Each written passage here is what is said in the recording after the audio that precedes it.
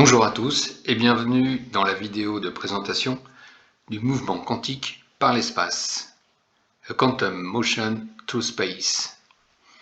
Le mouvement quantique par l'espace est un modèle d'interprétation globale. C'est une hypothèse spéculative qui développe une représentation originale du monde quantique. Dans une première étape, je vais décrire succinctement le côté historique et problématique pour bien comprendre l'évolution des idées qui ont conduit à cette représentation. Et la démonstration qui suivra ne sera pas théorique, elle sera plutôt figurative. Elle fait appel aux outils de la physique théorique, mais je n'utiliserai pas d'équations complexes. Par contre, je vais essayer de faire parler les différents concepts de la physique pour comprendre ce qui se passe au plus profond de notre univers. Une petite chose aussi, c'est que dans cette vidéo, je ne vais pas faire de vulgarisation scientifique. C'est pas que cette vidéo est complexe, elle ne sera pas complexe, mais il faut connaître au moins les concepts de la physique, physique relativiste, physique quantique, pour bien comprendre ce que veut dire le mouvement quantique par l'espace. Pour tout ce qui est vulgarisation, il y a énormément de livres en librairie, il y a sur YouTube des vidéos avec des gens qui sont très bons pour faire la vulgarisation et ils la feront mieux que je ne la ferai. Donc, on va commencer déjà par explorer les deux grandes théories de la physique contemporaine, la physique du XXe siècle, la relativité générale et la physique quantique. Je vais essayer de faire parler d'ailleurs la relativité générale et la physique quantique. Pour la physique quantique, on a l'équation d'Einstein avec d'un côté la métrique de l'espace-temps et de l'autre côté le tenseur énergie-impulsion qui représente la matière et une égalité. Alors cette égalité, qu'est-ce qu'elle veut dire? Ça veut dire que la masse ou l'énergie courbe l'espace-temps et que l'espace-temps qui est courbé dicte à la matière comment elle doit se déplacer. De l'autre côté, en physique quantique, on a l'équation la plus représentative, parce que ce n'est pas la seule, c'est l'équation d'Erwin-Schrödinger. Donc cette équation représente une fonction d'onde ou un vecteur d'état d'une particule ou de plusieurs particules.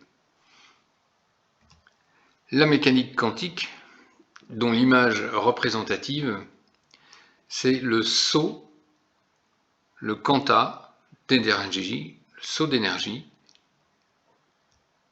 qui se trouve, donc qu'on appelle H. Ce quantum minimum d'énergie, c'est la quantité minimum qui peut être échangée dans notre univers. Donc cet escalier cinématique où on part de l'infrarouge vers l'ultraviolet ne peut se faire que par multiples de H ou H au minimum. Donc cet escalier, on ne peut pas être entre deux marches. Donc voilà l'image de la physique quantique.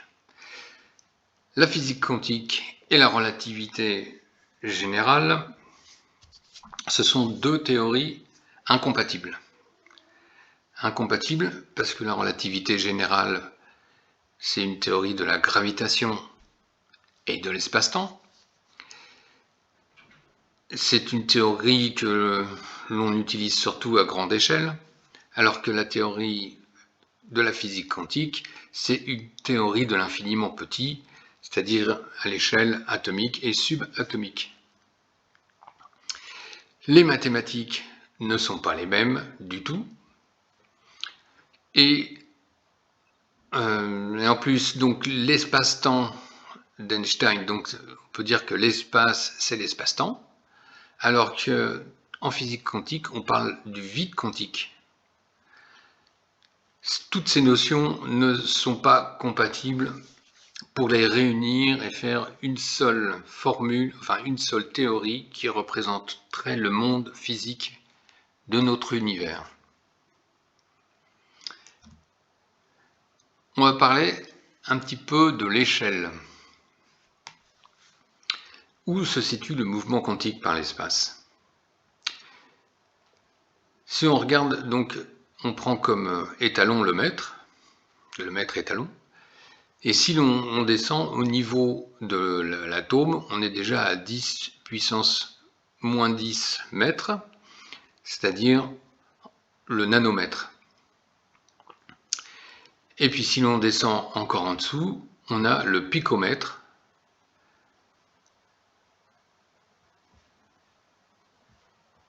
Et encore en dessous, qu'est-ce qui se passe?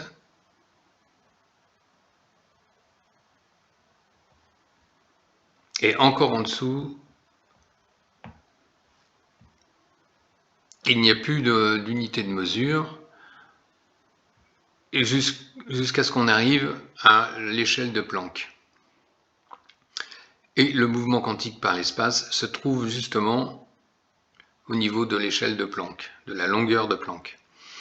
À l'heure actuelle, on arrive à voir des électrons avec des lasers attosecondes qui a valu le prix Nobel à Anne Huillier et Pierre Agostini, le prix Nobel 2023. Donc pour l'instant, on est là, on est à ce niveau-là pour voir les choses. Donc il y a énormément, et l'échelle qui reste à franchir est énorme. Donc il n'y a pas d'expérience possible qui pourrait prouver que le mouvement quantique par l'espace, c'est vrai. Comme la plupart d'ailleurs des modèles d'interprétation, on va le voir plus tard, de la physique quantique, ne sont pas prouvables expérimentalement. Je vais parler du modèle standard. Donc le modèle standard, donc, qui a été créé dans les années 1970 et qui a été complété en 2012 par le boson de Higgs qui a été observé au LHC à Genève, donc au grand collisionneur de hadrons, c'est un énorme synchrotron. Donc le modèle standard, on a les forces, donc on a identifié les forces de gravité, les forces électromagnétiques, les forces faibles et les forces fortes qui sont au niveau atomique, et les quantas d'interaction, où on a le graviton, mais le graviton ça reste un mystère, il n'a pas encore été observé. On a le photon, lui qui est connu puisque c'est la particule de lumière, le boson WZ pour la force faible et le gluon pour la force forte. En dessous, on a des particules élémentaires au niveau atomique. Donc là, on a les quarks. Le plus connu, c'est le up et le down qui forment les protons et les neutrons. Et les leptons, dont le plus connu est l'électron. Mais on a aussi des muons, des tauons, des taux, des mu et des neutrinos. Et donc le boson de Higgs, lui qui a été découvert, le dernier boson a été vu expérimentalement en 2012, et lui il est un petit peu à part, puisque le boson de Higgs était présent dans l'univers primordial, puis a disparu. Par contre le champ de Higgs, donc qui est un champ scalaire, est toujours présent dans notre univers, et c'est ce qui donne l'interaction entre le champ de Higgs et les particules élémentaires donne la masse.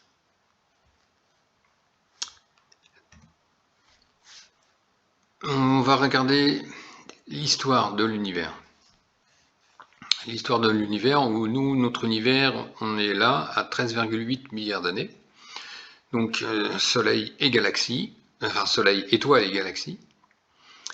Juste après 380 000 ans, on avait une période sombre, le temps de formation des étoiles et des galaxies. Et à 380 000 ans, on a eu l'émission de la première lumière. Avant, la lumière était cantonnée dans un espèce de plasma, elle était continuellement absorbée et elle ne pouvait pas se diffuser.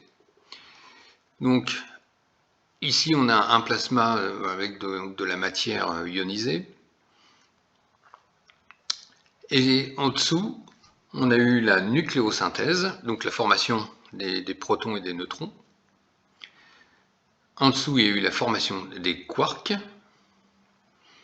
et au tout début, c'est-à-dire à 10-32 secondes, l'univers a franchi une phase d'inflation extraordinaire, c'est-à-dire en 10-32 secondes, l'univers a grandi d'une manière exponentielle. Et juste en dessous, on a les fluctuations quantiques et le fameux Big Bang qui est remis en cause dans beaucoup de théories. Donc là, c'est l'univers que l'on connaît, dont on peut tracer l'histoire, même si on n'a pas tous les détails. Il y a énormément de recherches qui se font sur l'histoire de l'univers, mais on connaît à peu près les choses, comment elles se sont passées. Sauf que l'univers que l'on connaît, il est de 4,9%. Le restant de l'univers, on ne le connaît pas. On l'observe, c'est la matière noire, dont on observe les effets gravitationnels, qui représentent 26,8% de l'univers, et surtout l'énergie sombre, 68,3%, là, donc, qui est responsable de l'expansion de l'univers, et cette énergie sombre, on ne sait pas du tout ce que c'est. Donc il y a 95% de constituants de l'univers qui nous est inconnu. Donc c'est quand même un problème. Maintenant, si on regarde la même histoire, mais au niveau énergétique et température. Au moment de la recombinaison, donc quand les atomes neutres ont pu se former et que la première lumière a été émise, c'est-à-dire on est sorti de l'état plasmatique de l'univers, on était à 3000 degrés, donc 1 électronvolt. Par contre, dès qu'on descend en dessous, et là par exemple on a la nucléosynthèse qui s'est faite à 1 seconde et qui est on est à des énergies de 1 méga électronvolt. Puis quand on descend en dessous, donc la formation des quarks, on est à 1 giga électronvolt et on est à 10 puissance moins 6 secondes. Après, il y a l'unification des forces qui commence à s'établir, donc la force électromagnétique et la force faible.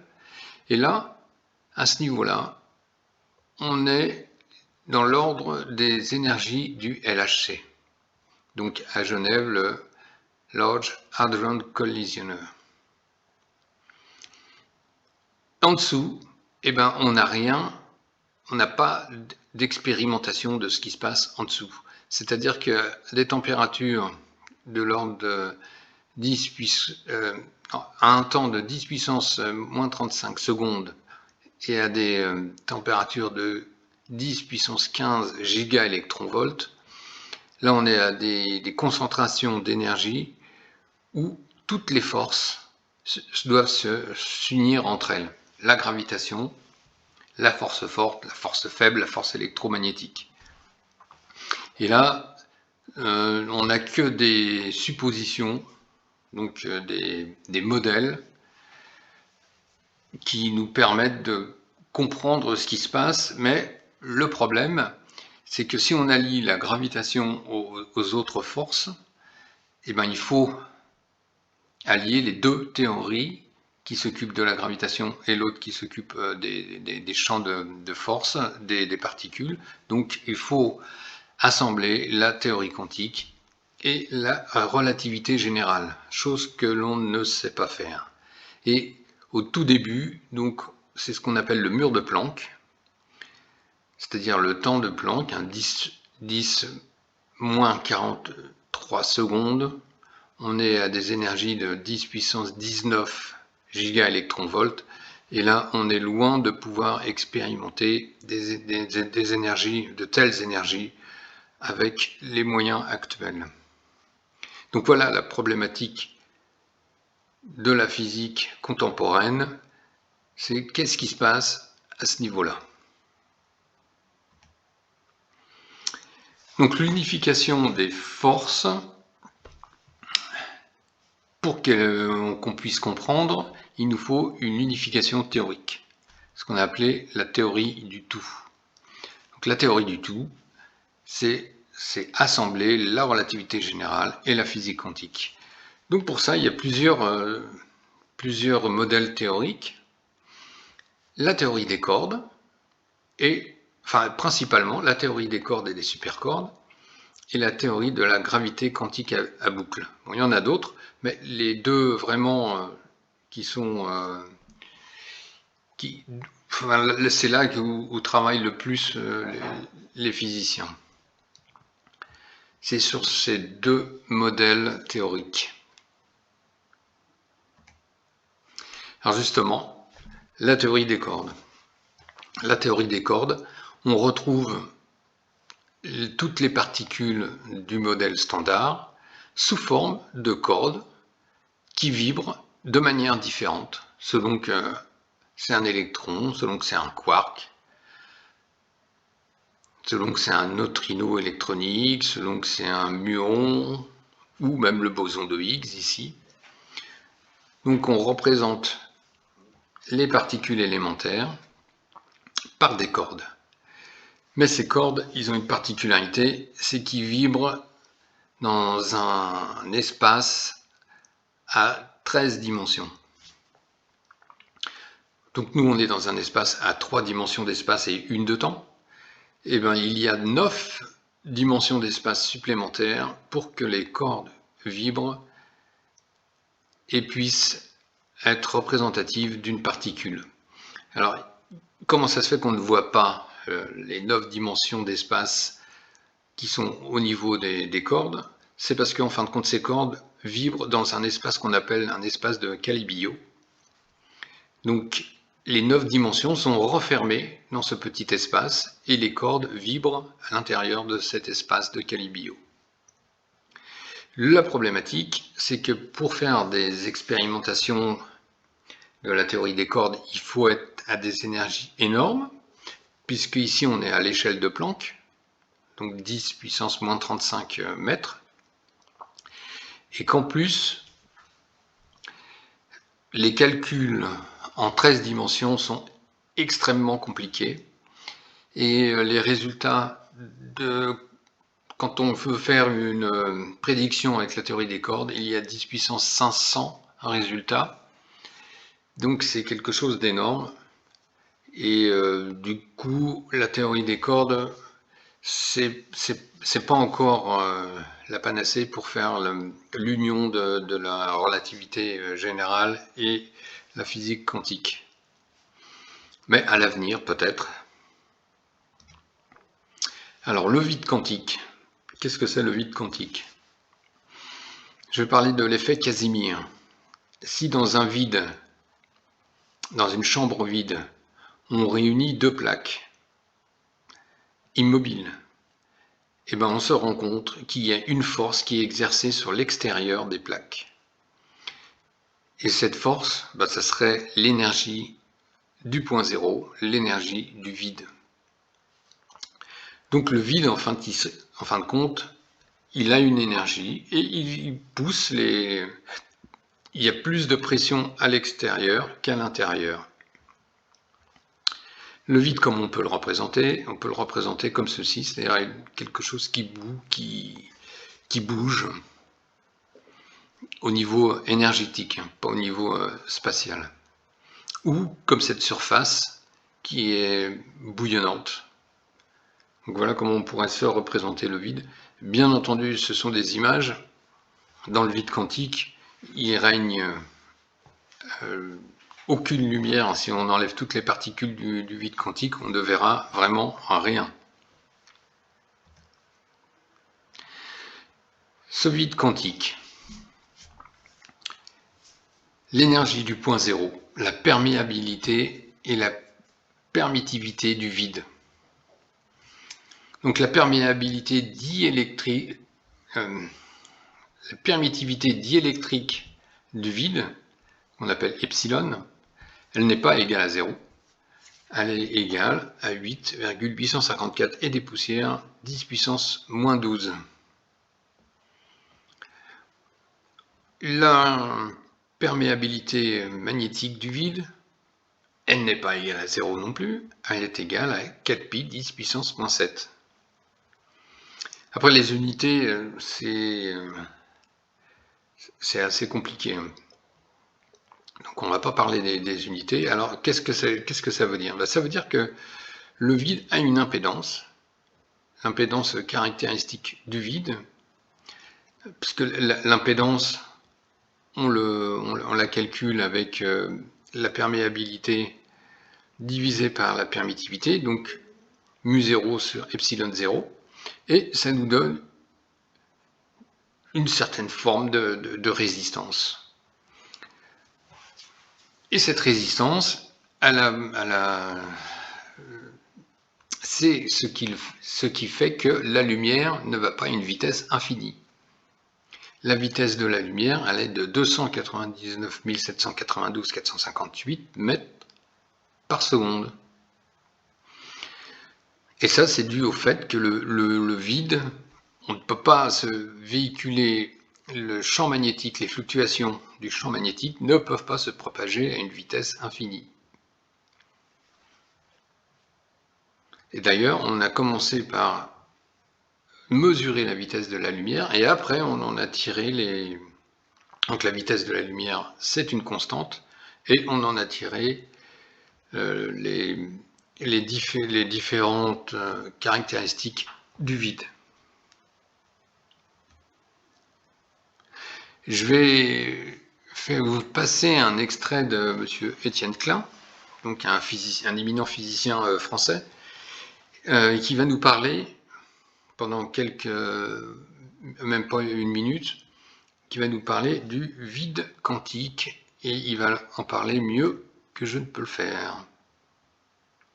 Monsieur Étienne Klein, s'il vous plaît.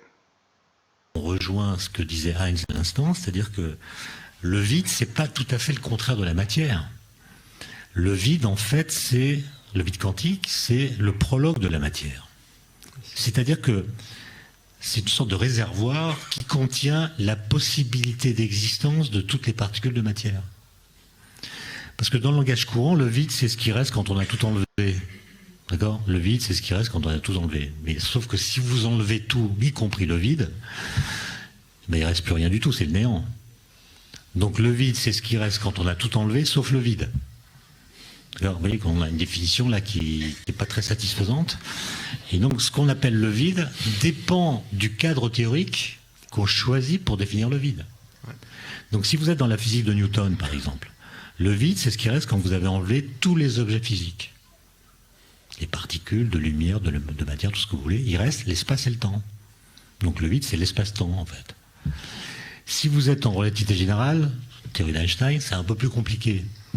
Et si vous êtes en physique quantique, il se passe un truc étonnant, c'est que vous faites le vide, c'est-à-dire vous retirez toutes les particules, de matière, d'énergie, de lumière, et bien il reste ce qu'on appelle les champs quantiques associés à ces particules dans l'état de plus basse énergie. Et il se trouve que les champs quantiques dans l'état de plus basse énergie ne sont pas nuls. Donc les champs sont là, ils ont une valeur non nulle, mais les particules associées ne sont pas là. Voilà, merci Monsieur Étienne Klein. Donc là, il a résumé énormément de choses en une minute. Donc le vide, c'est l'espace vide, c'est l'espace-temps, mais c'est aussi le prologue de la matière. Ce n'est pas le contraire de la matière, c'est le prologue de la matière. Donc ça, il faut bien le retenir, parce qu'effectivement, ça va être très important dans le mouvement quantique par l'espace. Alors, l'interaction d'une particule et du vide quantique. Voilà une image représentative qui serait plutôt physique classique, c'est-à-dire du temps où les particules étaient ponctuelles. En physique quantique, les particules ne sont pas ponctuelles. Donc cette image est fausse.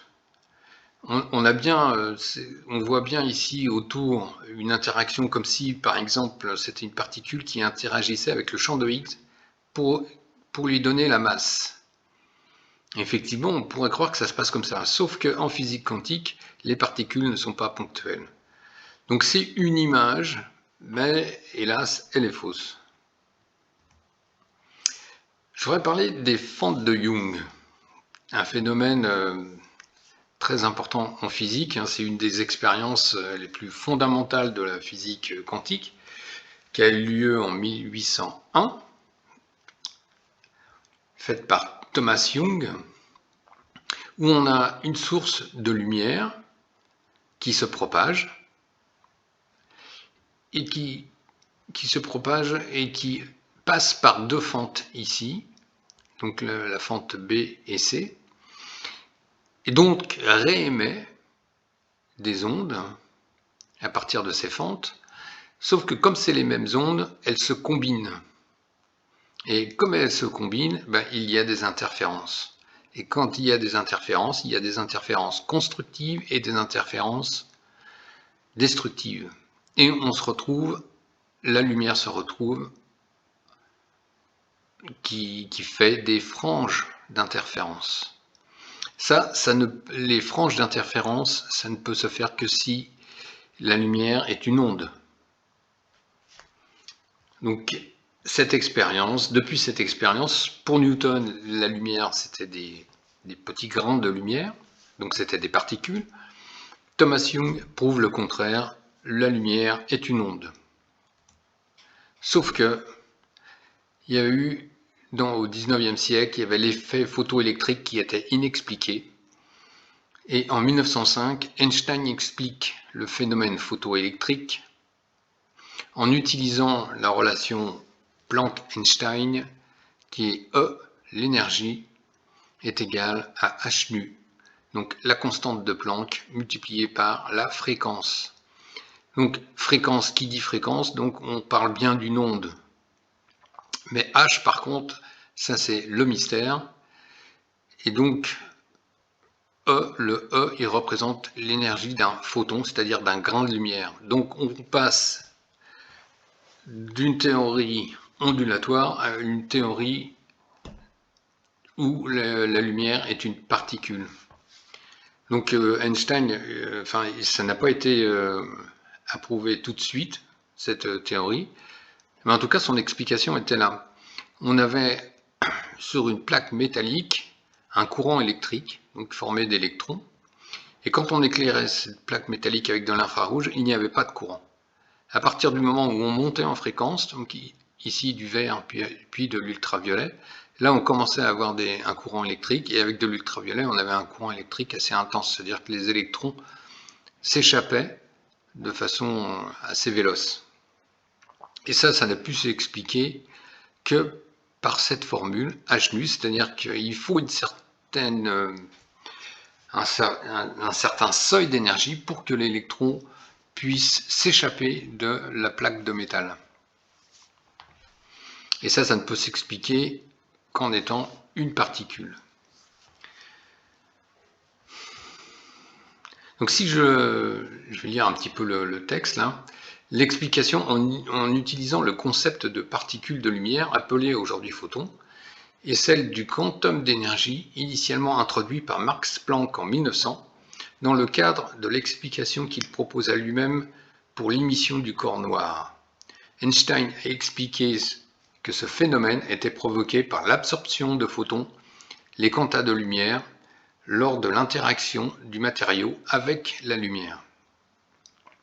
Cette explication lui vaut le prix Nobel de physique en 1921. Donc la constante H, donc qui est le quantum minimum d'énergie, que Planck a mis dans une formule pour expliquer l'émission du corps noir. Donc le corps noir, c'est une espèce de four. Mais Planck, lui, il n'y croyait pas. Il pensait que cette constante était rajoutée de façon ad hoc. Il pensait qu'elle n'avait aucune réalité. Et c'est à partir d'Einstein que cette constante prend vie dans la physique, le départ de la physique quantique. En 1923, il y a eu l'effet Compton. Donc, Arthur Compton, il envoie un photon sur un électron immobile, au repos, et il se rend compte que l'électron, il est diffusé, donc il a une énergie, une impulsion, et il y a un autre photon qui est diffusé, mais qui est d'énergie moindre que le premier. Et si on fait le total de l'énergie de ce photon et du mouvement qui a été inculqué à l'électron, eh ben, on retrouve l'énergie du photon incident. Donc il a fait donc la petite formule qui va avec. Et là, ça a été la preuve irréfutable que le photon était bien formé de ces quantums d'action, puisque dans la formule, on retrouve ce fameux H.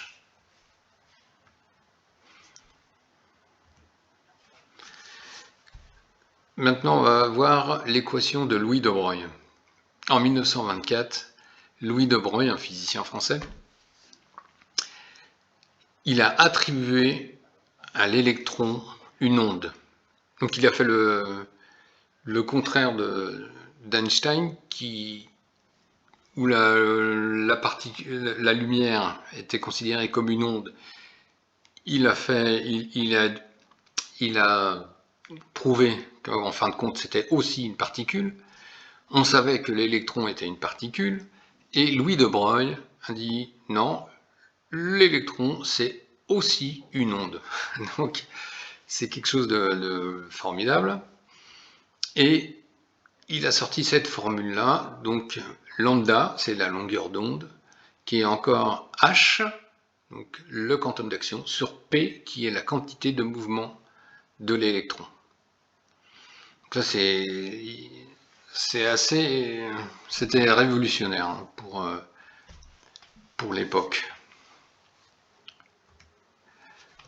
Je vais parler aussi de Sten et Gerlach, qui en 1922 ont mis en évidence le spin, qui est une caractéristique quantique de la matière, des particules. Le spin, c'est une rotation, c'est un moment angulaire, c'est un moment cinétique des particules, même si les particules ne tournent pas vraiment. Donc, pour ce faire, ils ont pris des atomes d'argent qu'ils ont envoyés et qui passent dans un champ magnétique qui n'est pas uniforme, et on voit ces atomes d'argent. Il y en a qui montent en haut, il y en a qui descendent, alors que la physique classique aurait prédit une continuité dans la réception, alors qu'en fait, eh ben non, c'est comme s'ils étaient polarisés. Et cette polarisation se fait par le spin.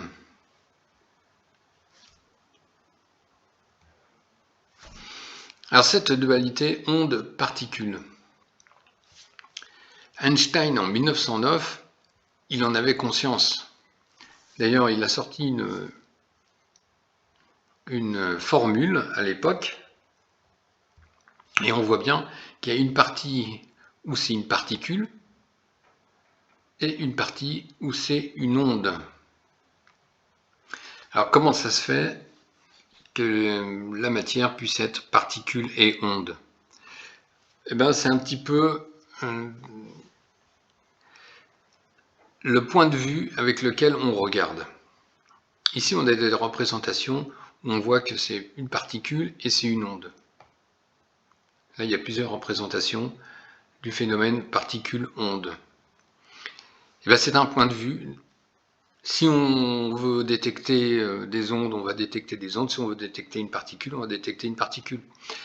C'est comme ce cylindre. Si on projette de la lumière et qu'on regarde son ombre, là ici on voit un carré. On pourrait dire c'est un carré.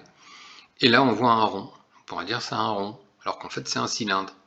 Et on peut même le voir sur 3 points de vue différents, avec ce cylindre en pointe, où on le voit en tant que carré, en tant que rond et en tant que triangle.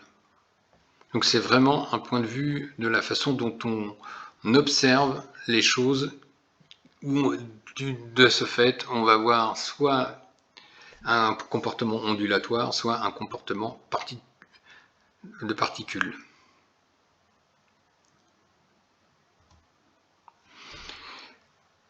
La matière au niveau quantique, elle est en superposition. C'est ce qu'on appelle la superposition d'états. Donc dans un état classique, une particule, elle est soit à l'extérieur d'une boîte, ici il y a une boîte, soit elle est à l'extérieur, soit elle est à l'intérieur.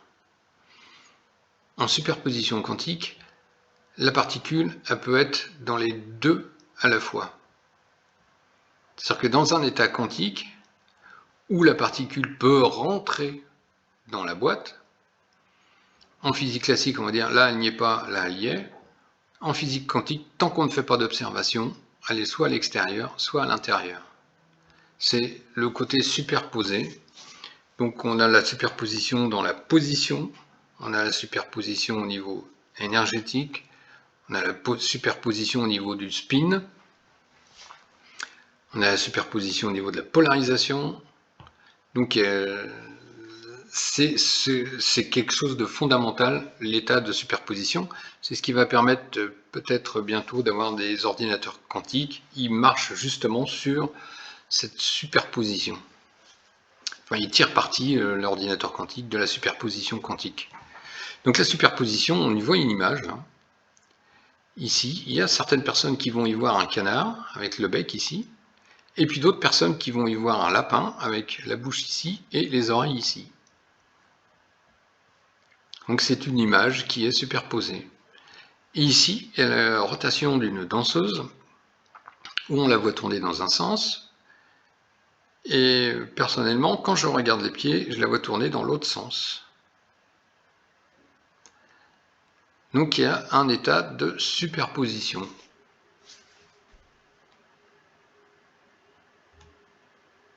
La superposition, Erwin Schrödinger n'y croyait pas vraiment. Même si c'est lui qui a découvert la formule qui porte son nom et qui permet de décrire les vecteurs d'état des particules, la superposition pour lui c'était quelque chose d'absurde.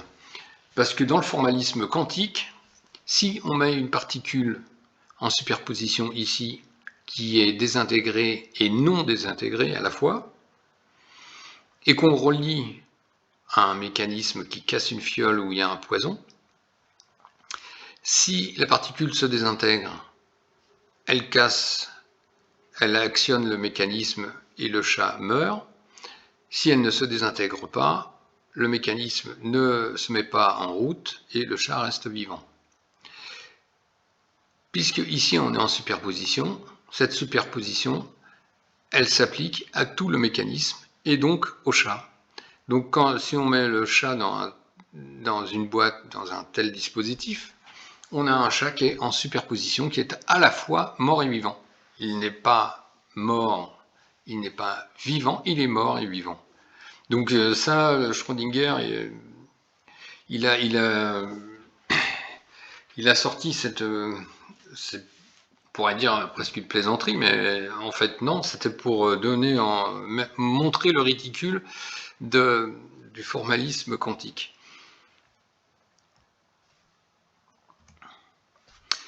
Alors, Einstein et Bohr.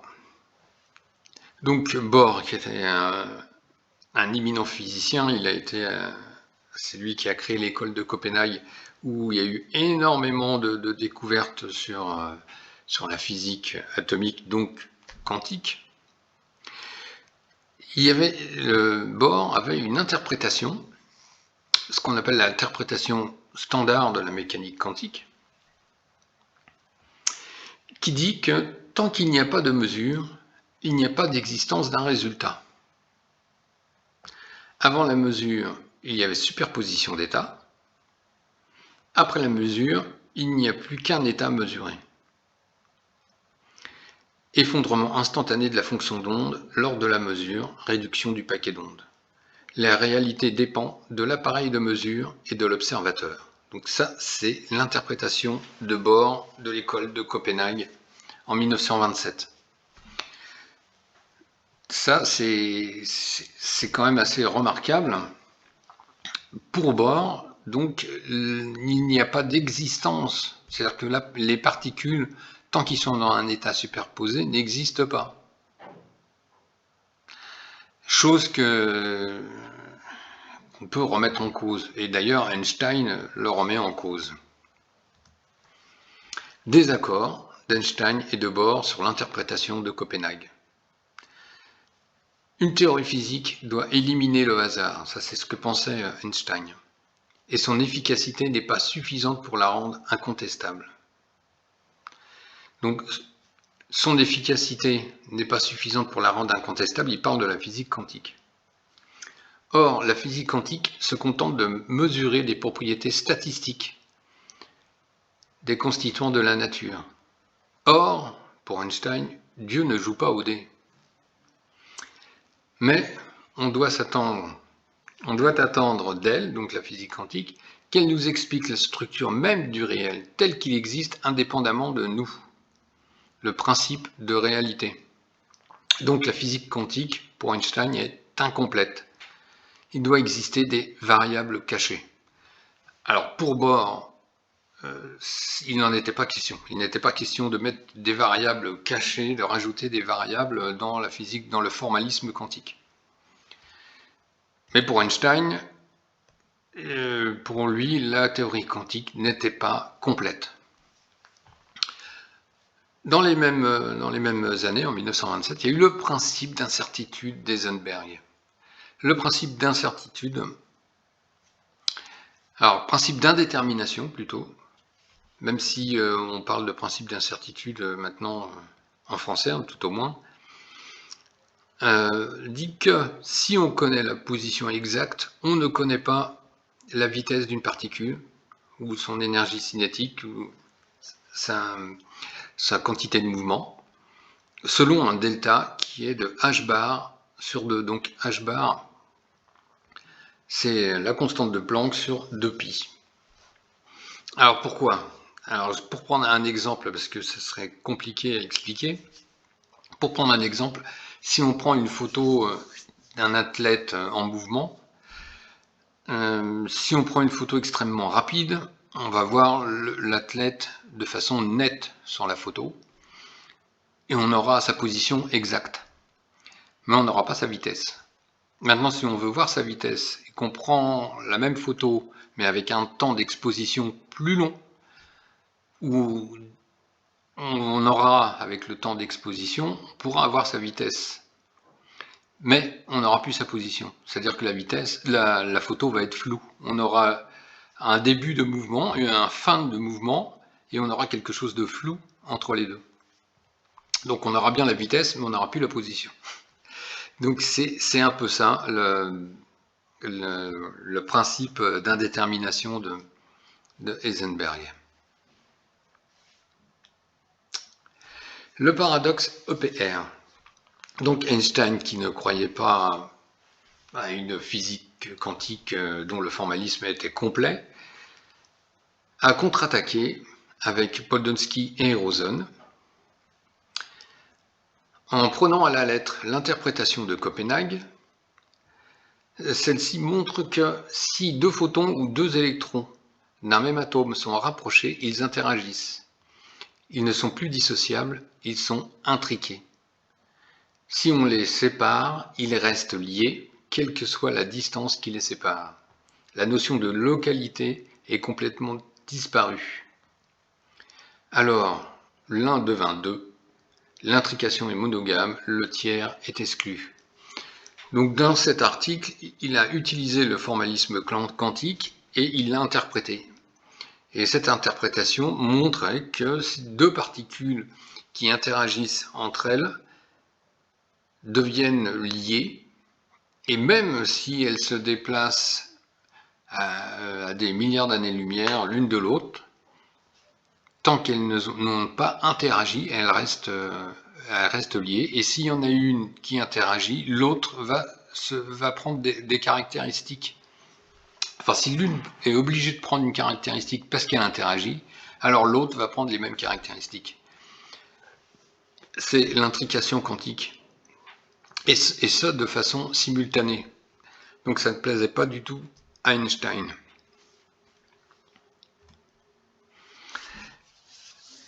En 1960, John Bell s'est posé la question en se demandant comment est-ce qu'on pourrait savoir si c'est Bohr ou Einstein qui a raison. Donc il a fait un théorème mathématique où il y a des égalités et des inégalités qu'on appelle... Enfin, il existe des inégalités qui permettraient de distinguer si l'intrication existe ou si elle n'existe pas. Sauf que à l'époque, on ne pouvait pas avoir des particules uniques ou des particules intriquées qui pourraient être observées. Et il n'y avait pas au niveau laboratoire, il n'y avait pas encore le matériel adéquat pour pouvoir faire une telle expérience. Mais il avait le théorème mathématique qui permettrait, si l'expérience avait lieu, de savoir si Niels Bohr avait raison ou si Einstein avait raison. Et ça a pu se faire en 1982 avec le physicien Alain Aspect qui a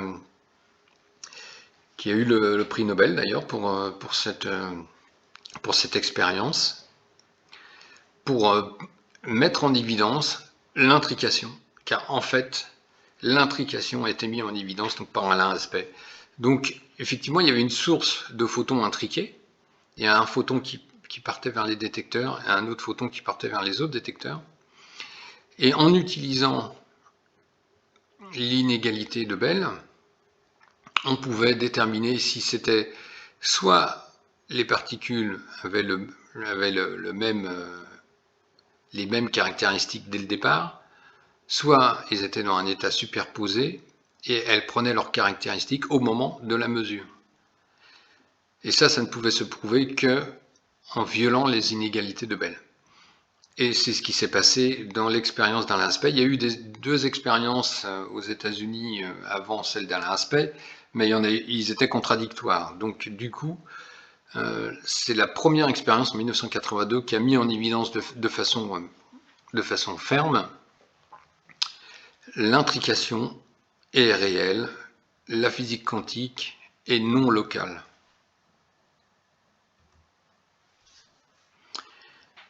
Alors, une chose encore bizarre dans la physique quantique, c'est par quel chemin passent les photons. Si on envoie un photon unique sur une lame semi-réfléchissante, passe soit par le chemin 1, soit par le chemin 2. Et après, on la retrouve soit dans le détecteur 1, soit dans le détecteur 2. Sauf si, ici, on met une lame semi-réfléchissante. Donc à ce niveau-là, soit on met une lame semi-réfléchissante, soit on n'en met pas. Si on n'en met pas, D1 et D2 déterminent par quel chemin le photon est passé. Et dans ces cas-là, on a des tâches, on n'a pas de figure d'interférence. Si par contre on met la lame semi-réfléchissante, les photons sont détectés en D1 ou en D2, et dans ces cas-là, on ne sait pas par quel chemin il est passé, et là, on a des figures d'interférence. Donc, c'est quelque chose de... C'est bizarre, surtout si on décide de mettre la lame semi-réfléchissante ou ne pas la mettre une fois que le photon est sur le chemin 1 ou le chemin 2. Donc quand on a des figures d'interférence, on ne sait pas par où passe le photon. Donc ici il se comporte comme une onde, ici il se comporte comme une particule. Et quand il se comporte comme une particule, on sait s'il a pris le chemin 1 ou le chemin 2. Dès qu'il se comporte comme une onde, on ne sait pas par quel chemin il est passé. Ça, c'est une petite particularité de la physique quantique. Alors on a pire encore, on a la gomme quantique, à choix retardé, qui remet en cause la causalité justement. Elle prouve une rétroaction dans le passé. Alors comment on fait? C'est exactement la même chose, il y a un photon qui est émis, unique, donc photon par photon, il passe soit par la fente du haut, soit par la fente du bas, seulement là, il passe dans un filtre bas, c'est un cristal qui permet de séparer le photon en deux. Il y a une partie du photon qui part sur des zéros, et l'autre partie du photon qui part dans un interféromètre. Mais le photon ici, donc en bleu et bleu ici, ou jaune et jaune ici, ils sont intriqués. Donc ils sont intriqués, ça veut dire que les résultats de leur mesure ici va être corrélé avec celui de D0. S'ils passent donc par le système dans les lames, dans le jeu de lames semi-réfléchissantes et dans les miroirs absolus, on a deux chemins possibles, soit en D3 ou en D4, où là on sait par quelle fente est passé le photon, soit on le retrouve en D1 et D2, là les deux chemins sont recombinés, et là on ne sait pas par quelle fente il est passé.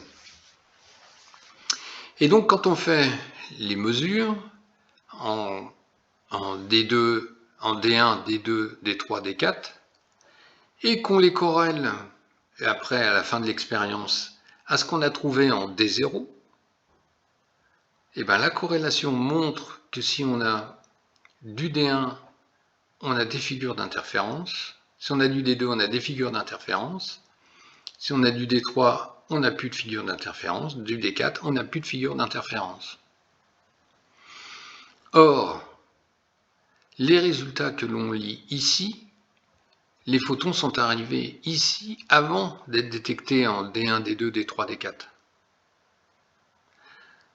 Or là, ça veut dire que les photons qui sont arrivés sur D0, ils ont pris la position soit d'interférence, soit de non-interférence, alors que les photons, ici, ils n'étaient pas encore arrivés sur les détecteurs D1, D2, D3, D4. Alors qu'est-ce que ça veut dire? C'est l'un des mystères de la physique quantique.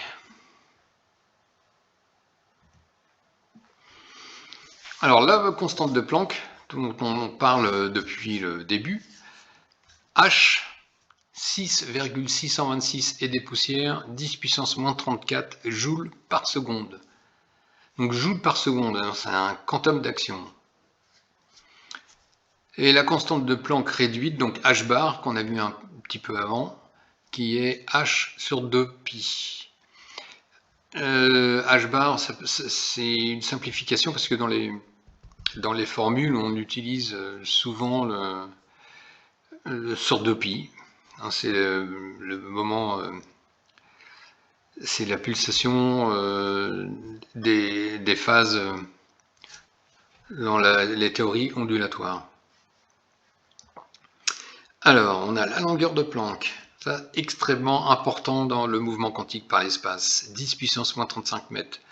La masse de Planck, bon, ça je ne vais pas en avoir besoin. Le temps de Planck, on l'a vu, hein, c'est le tout début de l'univers, hein, ça serait le temps minimum, c'est-à-dire le temps que met la lumière pour franchir la longueur de Planck, 10 puissance moins 34.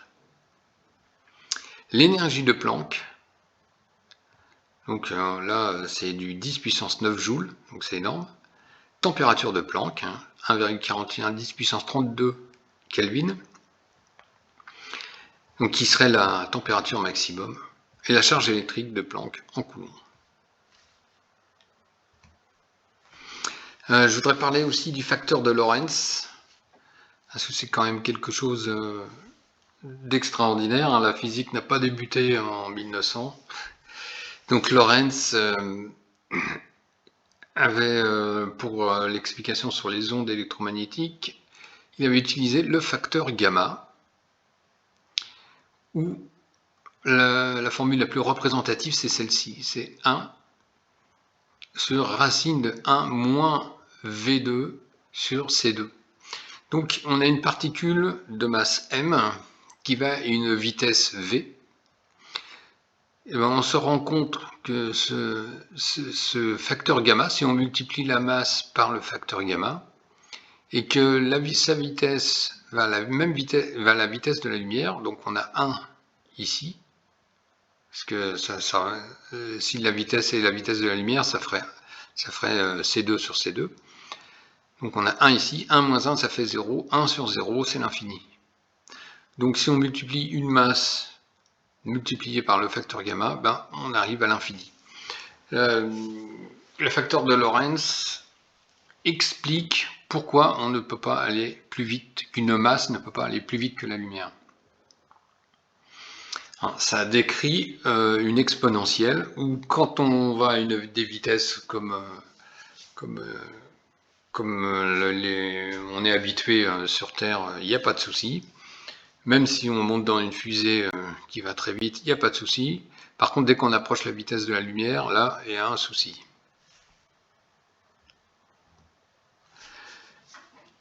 Alors, je vais utiliser des formules classiques, entre autres l'énergie cinétique, 1/2 de mv2, donc la masse multipliée par la vitesse au carré multipliée par 1/2. Les quantités de mouvement, P, où c'est la masse multipliée par la vitesse, et les mêmes en physique relativiste. Donc on retrouve la formule de l'énergie cinétique, mais avec le facteur gamma, qui fait que si on approche la vitesse de la lumière, l'énergie cinétique devient infinie. Et pareil pour la quantité de mouvement mv, avec le facteur gamma, où si v approche la vitesse de la lumière, la quantité de mouvement devient infinie. Donc il faut une énergie infinie pour propulser une masse à la vitesse de la lumière.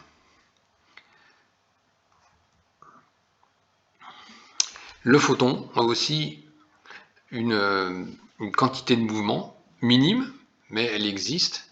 C'est ce qu'on appelle la pression de radiation. Et c'est P, h nu divisé par C, la vitesse de la lumière. Donc je vais résumer, c'est un résumé vraiment succinct que j'ai fait de l'historique et de la problématique de la physique, parce que l'histoire de la physique est quand même quelque chose d'assez compliqué. Il y a énormément de monde qui ont participé depuis Young en 1801. On peut même remonter depuis Galilée. Il y a énormément de personnages qui ont contribué à l'évolution de la physique. Personne n'a fait de physique dans son coin, même si Einstein, on a pu croire que la relativité, il l'avait sorti comme ça. Non, c'est pas vrai. La relativité restreinte, il y avait quand même déjà Poincaré qui était pas loin de pouvoir émettre la même théorie. Et Einstein, pour la relativité générale, a fait appel quand même à pas mal de monde qui l'ont aidé pour la construire. Même s'il a eu un génie de se poser les bonnes questions. Alors, pour résumer la physique de la première moitié du XXe siècle, on a la relation Planck-Einstein, donc l'effet photoélectrique en 1905, l'explication de l'atome et des orbites électroniques en 1913 par Niels Bohr, découverte de la nature ondulatoire de l'électron Louis de Broglie en 1224, le principe d'incertitude ou d'indétermination ou dit d'incertitude en 1925, Heisenberg, le principe d'exclusion de Pauli, ça j'en ai pas parlé mais c'est aussi quelque chose de très important, l'équation de Schrödinger en 1925, l'équation de Dirac, Dirac a repris l'équation de Schrödinger sauf qu'il l'a rendue relativiste. Il a relié la relativité restreinte, pas la relativité générale, mais la relativité restreinte et la physique quantique avec l'équation de Schrödinger. Et du coup, ça a permis de prédire l'antimatière. L'équation de Dirac, c'est quelque chose aussi de très très intéressant. Alors, le principe de superposition quantique selon l'interprétation de Copenhague, le principe d'intrication quantique mis en lumière, le paradoxe Peirce en 1935, réduction du paquet d'ondes et Charles Schrödinger en 1935. Alors la physique quantique, je pense avoir fait passer le message comme quoi il y a des problématiques d'interprétation, puisqu'on ne sait pas ce qui se passe dans le... On ne comprend pas exactement ce qui se passe. Surtout quand les particules sont dites superposées, dans un état superposé. Alors pour comprendre ce qui se passe, eh ben, les physiciens ont créé des modèles d'interprétation. Et il y en a quand même pas mal. Donc il y a le modèle de l'interprétation de Copenhague qui est l'interprétation standard. Parce que le fait qu'on n'interprète pas la physique quantique, ça n'empêche pas d'être la théorie la plus précise au monde. C'est quand même une théorie très déterministe, même si elle utilise des probabilités. Donc on a des interprétations par le cubisme, les histoires cohérentes, les interprétations relationnelles, les interprétations de mondes multiples, l'interprétation de Broglie-Bohm, la dynamique de Schrödinger, on modifie l'équation de Schrödinger, le solipsisme convivial d'Hervé Zwirn du CNRS, et puis je vous conseille les cours d'introduction conceptuelle de la mécanique quantique par Alice Van den Den de l'Université populaire de Marseille, donc qui a fait une série de cours pour vulgariser la physique quantique et qui nous donne les interprétations, l'explication de tous ces modèles d'interprétation.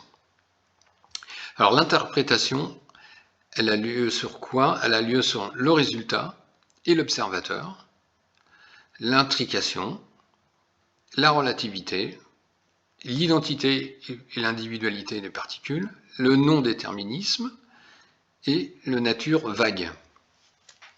Ce sont ces éléments-là qu'il faut interpréter.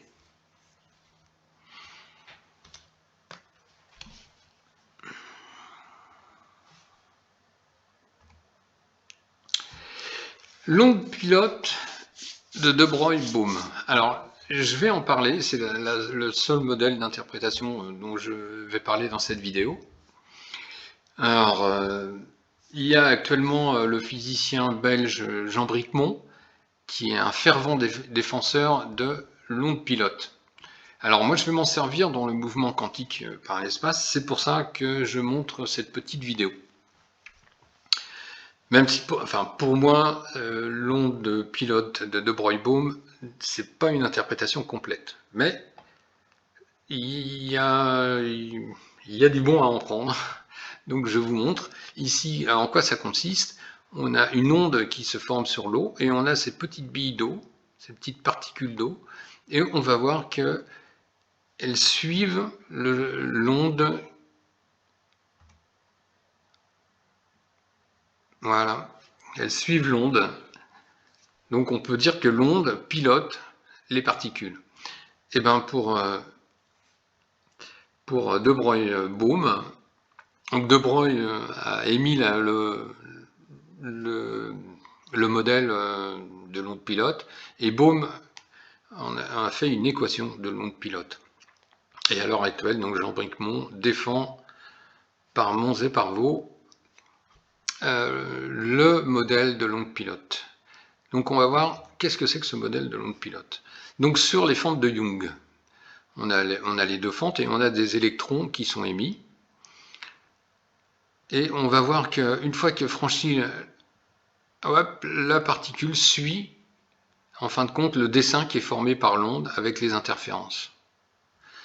Et quand on fait passer qu'il y a beaucoup de particules qui sont émises, on va retrouver des franges d'interférence ici, alors que la particule, pour la théorie de De Broglie-Bohm, elle existe du début jusqu'à la fin. Elle a bien une position, c'est bien une particule.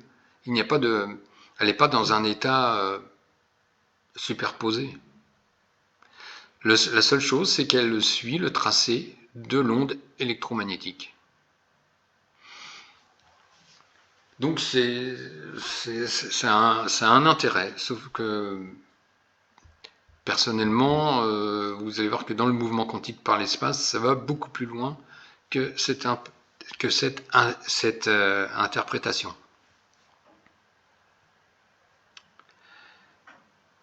Voilà, on laisse finir l'expérience. Voilà, et là, ici, on retrouve bien les franges d'interférence, alors que les électrons étaient des particules pilotées par une onde. Une dernière chose, le supersubstantialisme et la géométrodynamique. Donc, on va revenir en 1876. Pour William Clifford, la matière n'est pas dans l'espace, mais elle est identique à l'espace. L'espace est donc la seule substance physique existante. Les points ou les régions de l'espace constituent non seulement les entités fondamentales, mais encore les seuls objets du domaine physique. Toutes les propriétés physiques sont les propriétés des points ou régions de l'espace dont elles constituent la structure. Alors pour moi, cette citation est visionnaire. Vous allez voir que le mouvement quantique par l'espace, il peut être résumé par cette citation. Et il y a une autre citation aussi d'Einstein. Les objets physiques ne sont pas dans l'espace, mais ces objets sont une extension de l'espace, ainsi le concept d'espace vide perd son sens. Ça rejoint un peu ce que disait Étienne Klein tout à l'heure, que le vide que l'espace vide, c'est pas le contraire de la matière, c'est le prologue de la matière. Ça aussi, c'est une citation ça donne une image vraiment, je trouve, extraordinaire de ce que peut être l'espace, et donc ce que va en faire le mouvement quantique par l'espace. Petite photo d'Einstein, Yukawa et John Wheeler à Princeton en 1954, où c'est lors de cette rencontre que Einstein a fait cette citation.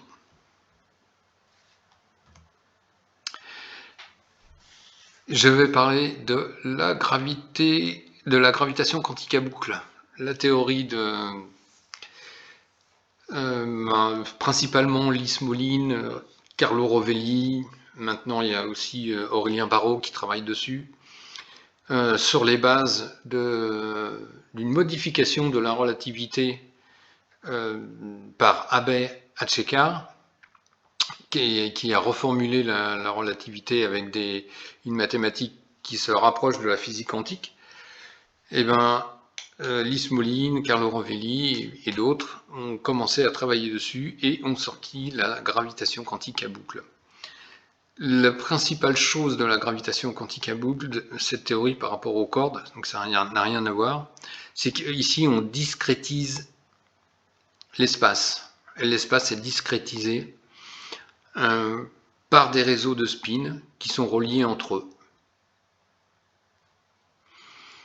Et donc on retrouve ce qu'on peut appeler des atomes d'espace. Alors des atomes dans le vrai sens du terme, c'est-à-dire l'idée que c'est insécable.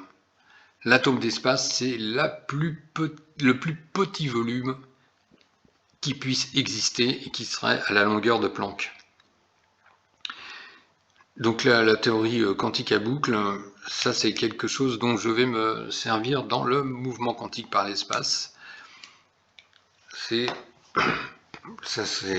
vraiment assez extraordinaire. Alors ça paraît simple, la gravitation quantique à boucle, mais pourtant ça n'a pas complètement réuni la relativité et la physique quantique. Il y a, franchement, au niveau formalisme, c'est quand même compliqué de réunir les deux. Mais en tout cas, la gravitation quantique à boucle est en bonne voie, et j'espère que la réussite sera au bout des travaux de tous ces chercheurs. Voilà, je vais en finir pour aujourd'hui. Donc la prochaine vidéo, j'attaquerai vraiment l'explication du mouvement quantique par l'espace par rapport à tout ce que j'ai pu mettre en évidence sur la physique contemporaine.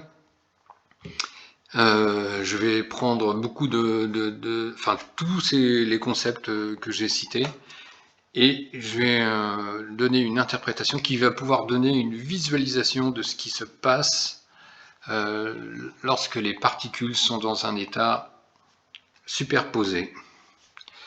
Et ben, je vous remercie et à bientôt.